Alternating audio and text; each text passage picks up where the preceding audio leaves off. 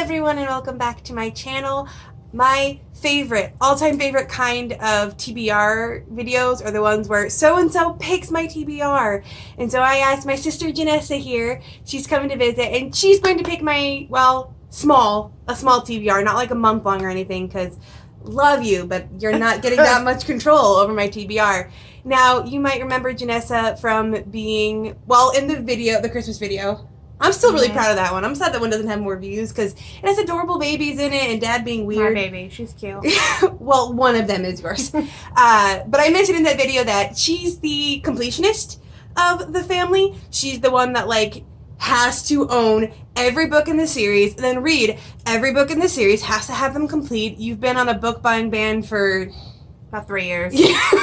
Like, literally for Christmas, we get the exact same list every year. You must buy a book off this exact list. It makes shopping really easy. there's like always 20 books on there. Yeah. So she picked 3 books that she thinks I would like to read. So what is the first one?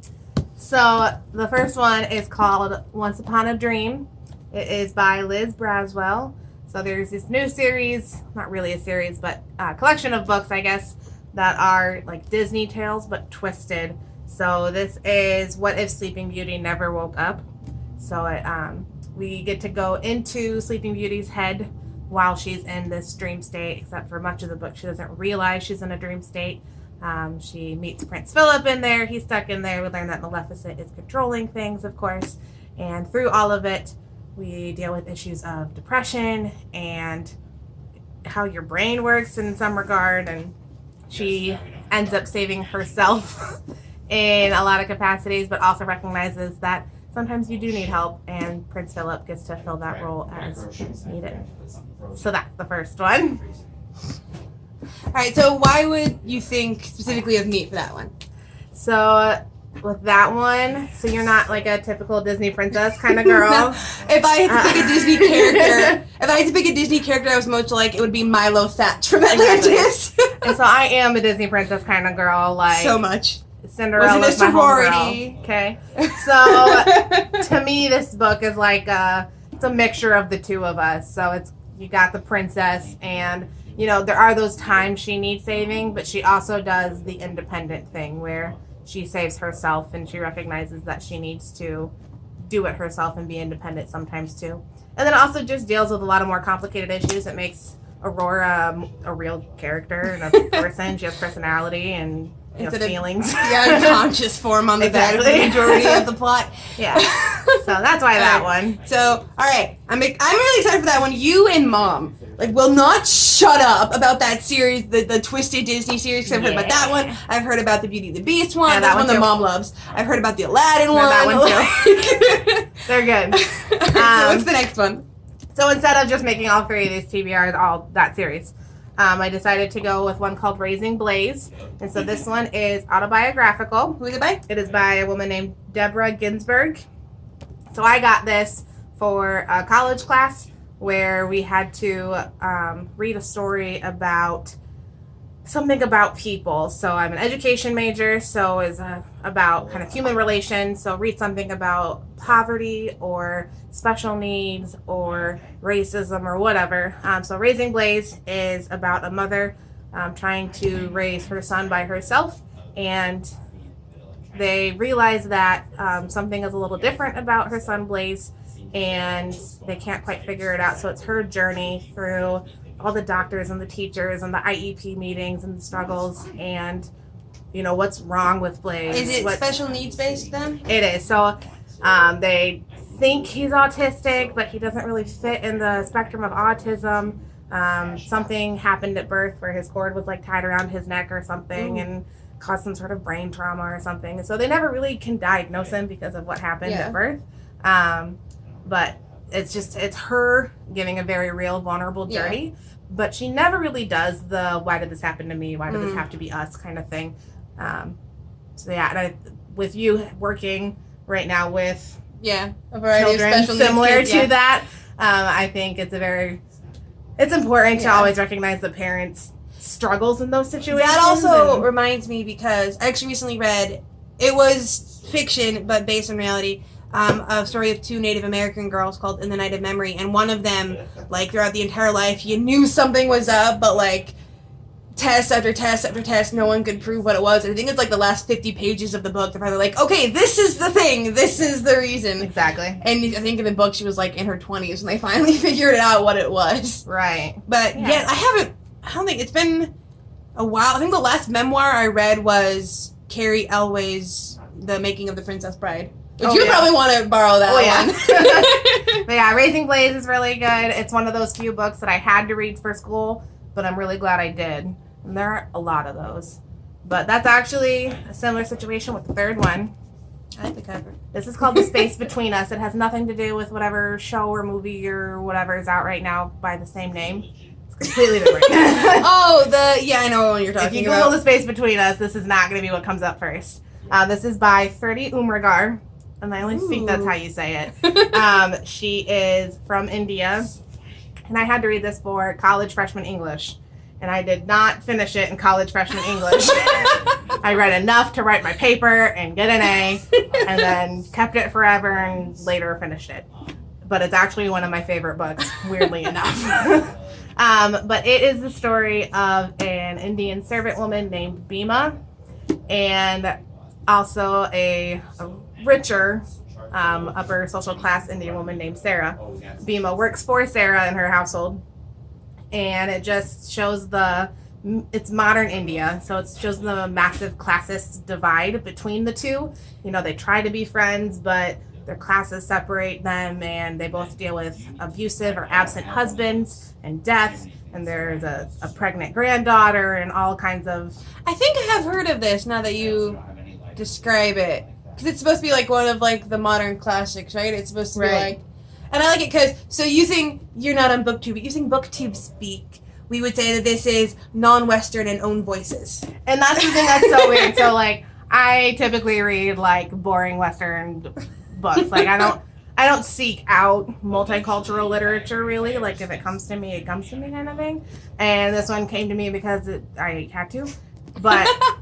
It's a little hard to adjust to at the beginning because it does use, like, typical Indian expressions and words and phrasing mixed in with all the English because it's in English. But, so you have to adjust to the nicknames that they use and everything and whatever. But it's also just nice to know that, like, the same, because we have classist issues in America too, but that happens in other parts of the world, but even worse in some cases. And so it's a good story that also doesn't end very happily, so it doesn't tie together in a nice little bow. I actually don't mind that, though. I'm actually a fan of some of those. Not like, I don't need like a total downer, like tragic, everything is horrible now, but like sometimes the bittersweet ending is more poignant and gives a better lesson than everything's fine. Well, and it's based on personal experience, so 30 Umrigar based the character of Bhima, the servant, off of a household servant in her childhood home. Oh, so 30 is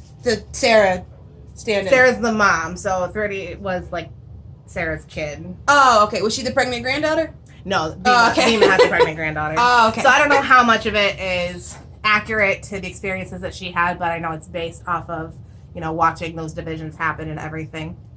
But with that, so it reflects the fact that our lives don't go from beginning to end of a book. Yeah. So neatly, like, the book just kind of ends. Because we don't follow Bhima until she dies or whatever. Yeah. That'd be weird. Stop hearing about her at the end of the book, So, this looks like a little bit of a big book, too. It's really, it's a pretty easy read, though. There's there's discussion questions. That's why this looks so big. Like, the last chunk of it. Oh, 321. That's not bad how does this look so big? All of these aren't that big now that I'm looking at them, but like... I don't think any of them are more than 400. Oh, wait, this is... Oh, so it has, in the back of this one, it has like the... Excerpt for the next one. Excerpt for the next one. So, I love how two of the ones you picked for me were your own... It was either your own school books or Disney. Yep, that's all I do is go to school and watch Disney. So I'm not gonna lie, I was a little bit nervous that you were gonna insist that I read the next in the Maximum Ride series because we loved that one. Okay, listen. So let me talk about the Maximum Ride series real quick. All right, go off, sister. Started that in the 5th grade, right? Because that's like when it first came out ish. and would read it with my best friend on the bus. We would read it over the phone for hours every day. It was great. So we moved through the series, and then we kind of like dropped off the series for a while. About book like 4, right? Because first 2 were awesome. Book 3 was got a little weird. Was very like eco warrior. Like Yeah. suddenly it's we're gonna save the world from climate change when that was never a thing in the Right. first 2 books. And then book 4 took that to the extreme. Yeah. Like they went to the Arctic. Yeah, and they or were in a whatever. submarine at one point. Right. So it got a little like, and I'm like, not Jump saying to the shark. don't save the environment and stuff, but like it was like we're going to force environmentalism down your throat. It was a bit much. So eventually, because of my completionist nature, and we can talk about this in another video too. We will. I realized there were more books.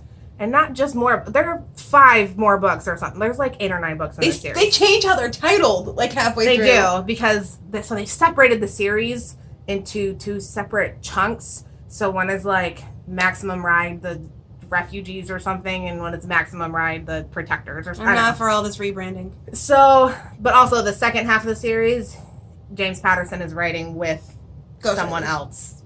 He does that for a lot of his books too. Like, it's weird. But the rest of the Maximum Ride series gets off the environmental thing, which is nice, but it does this weird thing that I liked that it did, because a lot of TV shows and movies and books avoid this. Yeah. You know, the whole thing in Maximum Ride is saving the world, the end of the world. It's coming, it's coming, it's coming. And in Maximum Ride, it does come. Yeah. The world ends, and we see it happen, and we experience it through these kids' eyes and whatever, and it's not like, oh, we just skip the apocalypse will happen, we don't know why or what, but here we are in post-apocalyptic like most world. zombie novels. So I was really, because I really did not want to pick that up. We're going to do eventually, I don't know when this is going up, these might be all up out of order, but like I know I actually created a type A/type B reader tag that you're going to do with me, because I feel like we're the exact opposites. I think so. And so I want to see just how opposite. I think so. So I will get around to reading these eventually. Unfortunately, my July TBR is all full up with the Book Junkie trials. I could probably fit some of these in, but like I love my TBR the way it is. So you'll see more of her in more videos. We're just going to keep filming videos so we run out of ideas, because I'm stocking up. Why not? So shout out do you have a Twitter handle or anywhere that you want to follow you, or Instagram, or you just... I'm not really. So I have Instagram, but all I post is some pictures of my baby. So that's it. Nothing exciting. I mean, if you want cute baby pictures, I'll have it in the description. Yeah, I had to figure out what it is anyway. I think I post like once a week. So. But you'll get once a week cute baby pictures. No, So it works. All right. Thank you so much for watching. Thank you to my sister. You'll see her more. And I hope you have a wonderful day and a marvelous tomorrow.